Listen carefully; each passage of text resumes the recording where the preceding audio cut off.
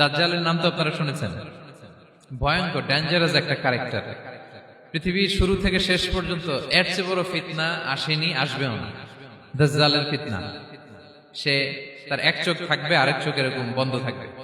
এখানে লেখা থাকবে কাফারা। কোনোভাবেই তাকে দমানো যাবে না, হত্যা করা যাবে না। আল্লাহ নবী ঈসা আলাইহিস সালাম তাকে হত্যা করবেন।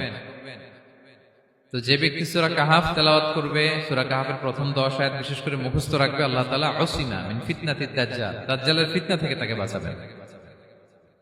তা আমরা দাজ্জালের ফিতনা থেকে বাঁচতে চাই কি চাই না? আমরা যেন সূরা কাহাফের প্রথম 10 আয়াত মুখস্থ করি। সূরা কাহাফ যেন জুমার দিন আমরা তেলাওয়াত করি। So now the question arises, what is the relationship of Suratul Kahf with Dajjal? দাজ্জালের সাথে সূরা কাহাফের রিলেশনটার কারণ কি? একটা মেকানিজম তো এখানে আছে। এত সূরা থাকে, রাসূল সাল্লাল্লাহু আলাইহি ওয়াসাল্লাম কেন বলেন যে সূরা কাহাফ পড়লে দাজ্জালের ফিতনা থেকে বাঁচবে? কারণটা কি? এর কারণ হচ্ছে দাজ্জাল আমাদেরকে যে সমস্ত জিনিস দিয়ে ফিতনায় ফেলবে, ওই ফিতনাগুলোর সলিউশন আল্লাহ তাআলা সূরা কাহাফের ভিতরে রেখে দিয়েছেন। দাজ্জাল 4টা জিনিস দিয়ে আমাদেরকে ফিতনায় ফেলবে। দ্যাটস ট্রায়াল অফ ফেথ, এক নাম্বার। ঈমানের পরীক্ষায় সে আমাদেরকে ফেলবে, আমাদের বিশ্বাস নিয়ে ছিনিমিনি খেলবে সে। এটার সলিউশন আছে সূরা কাহাফ, আমি বলবো আস্তে আস্তে। 2 নম্বরে দাজ্জাল আমাদেরকে ফিতনায় ফেলবে, দ্য ট্রায়াল অফ ওয়েলথ, সম্পদ দিয়ে সে আমাদেরকে ফিতনায় ফেলবে। 3 নম্বর, দ্য ট্রায়াল অফ নলেজ, জ্ঞান দিয়ে সে আমাদেরকে ফিতনায় ফেলবে। 4 নম্বর, দ্য ট্রায়াল অফ পাওয়ার, ক্ষমতা দিয়ে সে আমাদেরকে ফিতনায় ফেলবে। দাজ্জাল 4টা জিনিস দিয়ে আমাদেরকে পরীক্ষায় ফেলবে। কয়টা?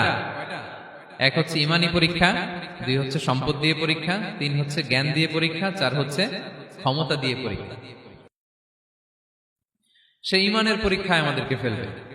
সে এসে বলবে আমি তোমার রব, এবং এটা প্রমাণ করার জন্য যা যা দরকার আল্লাহ তাআলা তাকে সব দিবেন। সে সব করতে পারবে। সে বলবে আমি তোমার রব। যদি বিশ্বাস না হয়, তোমার বাবাকে যদি জীবিত করে বিশ্বাস করবে?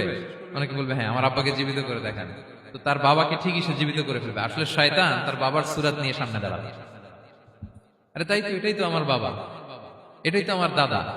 মানুষ ফিতনায় পড়ে যাবে, ঈমানের ফিতনায়। সে ভাববে আসলে এটাই বোধহয় আমার রব, এবং তাকে এত ক্ষমতা দেয়া হবে, তার ডান দিকে থাকবে জান্নাত, বাঁ দিকে জাহান্নাম। তার কাছে আল্লাহ এটা দিবে।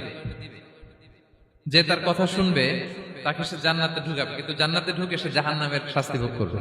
এটা তার বাইরের মানুষ বুঝবে না, অ্যাপারেন্টলি এটা জান্নাত। আর যে তাকে মানবে না তাকে সে জাহান্নামে ফেলবে, কিন্তু জাহান্নামে ঢুকলেও সে জান্নাতের নাজ নেয়ামত ভোগ করবে। তাহলে এই যে ঈমানের ফিতনায় সে ফেলে দিবে আমাদেরকে। তো ঈমান কি করে বাঁচাবো, এটা সলিউশন আমি শোনাবো আপনাদের।